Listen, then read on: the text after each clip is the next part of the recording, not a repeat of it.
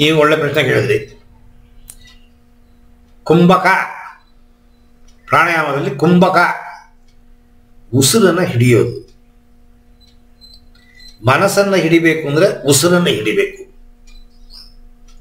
ಮನಸ್ಸನ್ನು ಹಿಡಿಬೇಕು ಅಂದರೆ ಉಸಿರನ್ನು ಹಿಡಿಬೇಕು. ಉಸಿರನ್ನು ಯಾರು ಹಿಡಿಬೇಕು?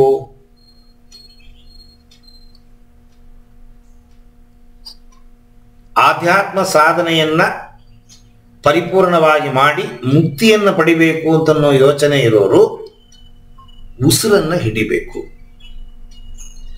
ಸಾಂಸಾರಿಕ ಜೀವನದಲ್ಲಿರೋರು ಆ ಯೋಗಿಗಳು, ಸಂತರು, ಸನ್ಯಾಸಿಗಳು, ಸಿದ್ಧರು ಮಾಡುವ ಉಸಿರನ್ನು ಹಿಡಿಯುವ ಕುಂಭಕ ಪ್ರಾಣಾಯಾಮಗಳನ್ನು ಮಾಡಿದಾಗ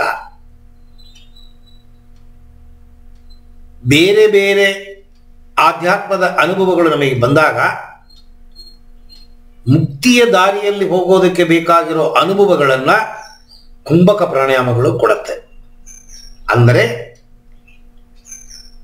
ಆಸೆಗಳು ಕಮ್ಮಿ ಆಗತ್ತೆ. ಆಸೆಯೇ ಮೂಲ, ಸಂಸಾರದ ಮೂಲವೇ ಆಸೆ. ಆ ಆಸೆ ಟ್ಯೂನಪ್ ಆಗೋಗುತ್ತೆ. ನಾನು ಹೇಳಿದೆ ಅಪರಿಗ್ರಹ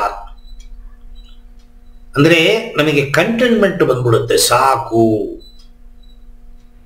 ನಿಮಗೆ ಸಾಕು, ನಿಮ್ಮ ಹೆಂಡತಿಗೆ ಸಾಲಿಲ್ವೇ, ನಿಮ್ಮ ಮಕ್ಕಳಿಗೆ ಸಾಲಿಲ್ವೇ, ನಿಮ್ಮ ಅಕ್ಕ ತಂಗಿರಿಗೆ ಸಾಲಿಲ್ವೇ, ಅಪ್ಪ ಅಮ್ಮನಿಗೆ ಸಾಲಿಲ್ವೇ, ನೀವು ಬಂಧನದಲ್ಲಿದ್ದೀರೇ.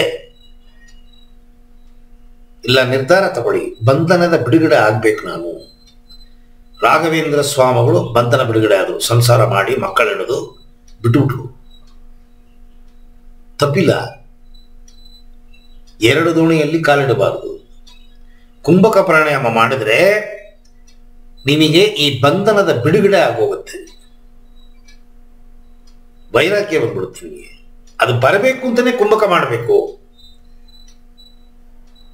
ಬ್ಯಾಂಗ್ಳೂರ್ ಟು ಮೈಸೂರು ಬಸ್ಸಲ್ಲಿ ಹತ್ಕೊಂಡು ಬಾಂಬೆ ಹೋಗ್ಬೇಕು ಅಂದ್ರೆ ಸಾಧ್ಯವೇ? ಬಸ್ ಹತ್ತಬೇಕಾದ್ರೆ ಯೋಚನೆ ಮಾಡೋದು ಬಿಟ್ಬಿಟ್ಟು ಹತ್ತದ ಮೇಲೆ ಅಯ್ಯೋ ಬ್ಯಾಂಗ್ಳೂರ್ ಬಸ್ ಹತ್ಬಿಟ್ನೆ, ಬಾಂಬೆಗೆ ಹೋಗಕ್ಕಾಗ್ಲಿಲ್ವೇ? ಹೋಗಕ್ಕಾಗಲ್ಲ.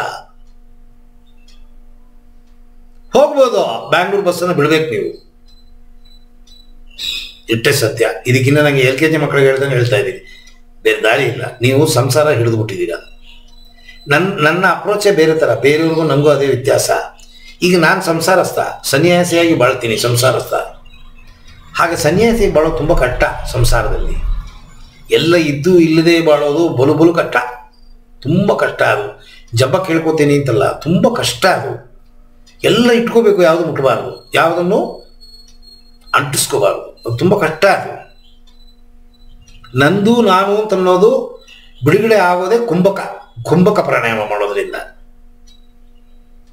ಯಾವಾಗ ನಿಮ್ಮ ಆಸೆಗಳು ಅತಿ ಹೆಚ್ಚು ಉದ್ವೇಗದಲ್ಲಿ ಉಕ್ಕುತ್ತಾ ಇರುತ್ತೆ, ಅದನ್ನು ನೀವು ಉಸಿರನ್ನು ಹಿಡಿತೀರಾ. ಉಸಿರೇ ಮೂಲ. ಈ ಜೀವನವೇ ಉಸಿರಾಟ. ಉಸಿರಾಟವನ್ನು ಹಿಡಿಯುವ ವಿದ್ಯೆಯನ್ನು ಯಾರು ಪರಿಣಿತಿ ಪಡಿತಾರೆ, ಜೀವನದಲ್ಲಿ ಏನನ್ನ ಬೇಕಾದ್ರೂ ಸಾಧನೆ ಮಾಡುತ್ತಾರೆ. ಅಷ್ಟು ಪವರ್ಫುಲ್ ಈ ಉಸಿರು. ಸೊ ಅದರಿಂದ ಈ ಮಹಾಪ್ರಾಣಾಯಾಮ ಮತ್ತೆ ಕೆಲವ ಬಂಧನಗಳಿದೆ, ಜಲಂಧರ ಬಂಧ, ಮೂಲಾಧಾರ ಬಂಧ, ಇದೆಲ್ಲ ಮಾಡಬಾರದು. ಅದರಲ್ಲಿ ಹೇಳಿಕೊಡ್ತಾರೆ. ನೀವು ಮಾಡಕ್ಕೆ ಹೋದ್ರಿ ಅಂತಂದ್ರೆ ಅದು ಮುಂದೆ ಏನೇನು ಮಾಡಬೇಕು ಅದು ಮಾಡುತ್ತೆ ಅದರ ಕೆಲಸನ. ಬೆಂಕಿಗೆ ಕ್ವಾಲಿಟಿ ಇದೆ, ತಣ್ಣೀರಿಗೆ ಕ್ವಾಲಿಟಿ ಇದೆ, ಐಸಿಗೆ ಕ್ವಾಲಿಟಿ ಇದೆ. ಅದಕ್ಕೆ ಒಂದು ಕ್ವಾಲಿಟಿ ಇದೆ. ಈ ಕುಂಭಕಕ್ಕೆ ಒಂದು ಕ್ವಾಲಿಟಿ ಇದೆ. ಕುಂಭಕ ಬೆಂಕಿ, ಅದು ಮುಟ್ಟಬಾರದು, ಬೇಡಿ. ಕುಂಭಕ ಪ್ರಾಣಾಯಾಮಗಳನ್ನು ಮಾಡಬೇಡಿ.